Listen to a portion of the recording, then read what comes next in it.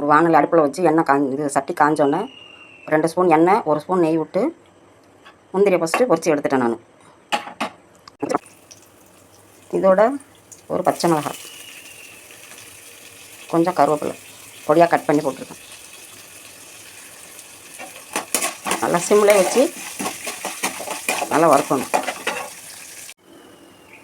இப்போது ஒரு சின்ன துண்டு இஞ்சி பொடிசாக கட் பண்ணி போட்டுருவேன். சிம்மில் தான் இருக்கணும், நல்லா வாசம் வர வரைக்கும் இருக்கணும். பாருங்கள் நல்லா வறுபட்டுருச்சு.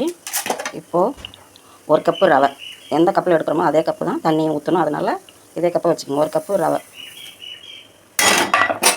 இதையும் போட்டு சிம்மிலே வச்சு தான் நல்லா வறுக்கணும். நல்லா ஒரு வாசம் வர வரைக்கும் வறுக்கணும். இதோட கொஞ்சம் பெருங்காயத்தையும் போட்டு, பெருங்காய பொடி.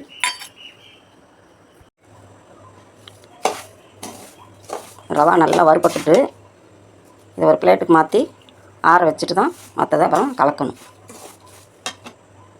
சூடாக வந்து தயிரெலாம் ஊற்றினோம்னா இட்லி நல்லா இருக்காது. எவ்வளவு வறுக்கிறோமோ நல்லா சிம்மிலே வச்சு அப்போ தான் இட்லி வந்து சாஃப்டாக வரும்.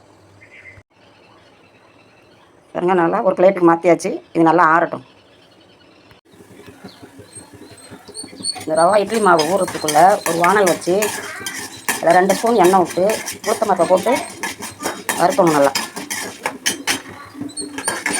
நல்லா செவர வறுக்கணும். அது கூடவே 1½ மிளகா போட்டுக்கேன். இது வந்து காரமான மிளகா, உங்களுக்கு காரத்துக்கு தகுந்த மாதிரி மிளகா போட்டுக்கணும். கடலைப்பருப்பு போடக்கூடாது, உளுந்து மட்டும்தான் போடணும். இதில் நம்ம வெங்காயம் சேர்க்கறது கிடையாது.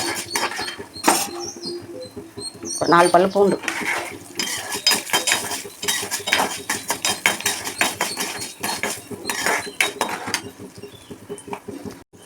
இதில் கொஞ்சம் பெருங்காய பொடி,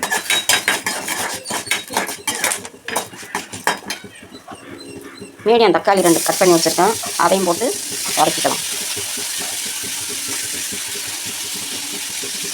அதோட ஒரு கொஞ்சோண்டு புளி, அப்போ தான் டேஸ்ட்டு நல்லாயிருக்கும். தக்காளி நல்லா வதங்கணும். இதுலேயே சட்னிக்கு தகுந்த உப்பை போட்டுருவோம். உப்பு காரம் உங்கள் விருப்பம். கொஞ்சம் மீடியமாக வச்சு நல்லா குழைவாக வரணும் தக்காளி.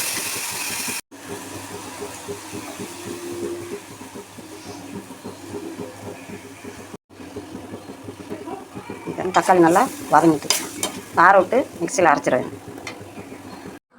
இப்போ வறுத்த ரவையை ஒரு பாத்திரத்துக்கு மாற்றியாச்சு. இதில் எந்த கப்பில் ரவை எடுத்தோமோ அதில் 3/4 கப்பு தயிர், அப்புறம் கொஞ்சம் மல்லித்தலை பொடிசாக கட் பண்ணி வச்சு,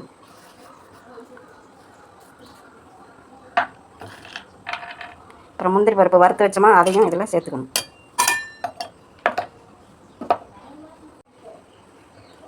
மாவுக்கு தேவையான அளவு உப்பு, இது உங்கள் விருப்பம். கூட நீங்கள் கம்மியாக சாப்பிட்றதுனா கம்மியாக போட்டுக்கலாம். போட்டு இது எல்லாத்தையும் மிக்ஸ் பண்ணணும்.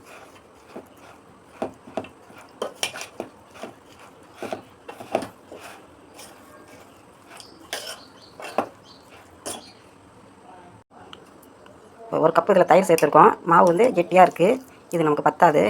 அதேமாதிரி வந்து தயிர் வந்து புளிப்பு இல்லாத தயிராக இருக்கணும். இப்போ நம்ம எந்த கப்பில் ரவை எடுத்தோமோ அதிலே 1 கப்பு தண்ணி ஊற்றி நல்லா கலந்து விட்டு ஒரு 10 நிமிஷம் அப்படியே ஊறணும். கட்டி இல்லாமல் நல்லா கலந்துக்கணும்.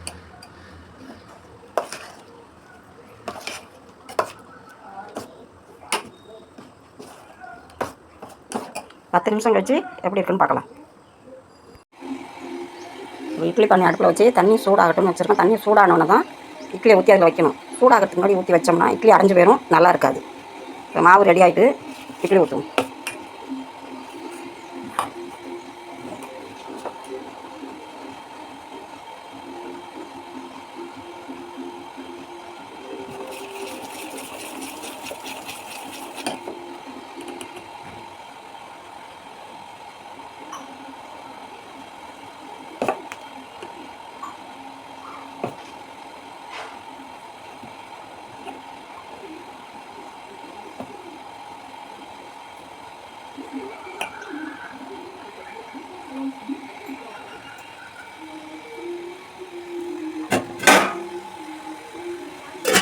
பாருங்க தண்ணி நல்லா சூடாயிட்டு.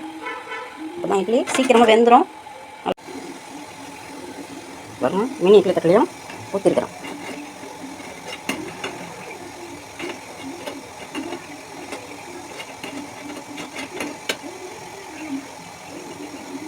ஊற்றி வச்சுட்டோம்.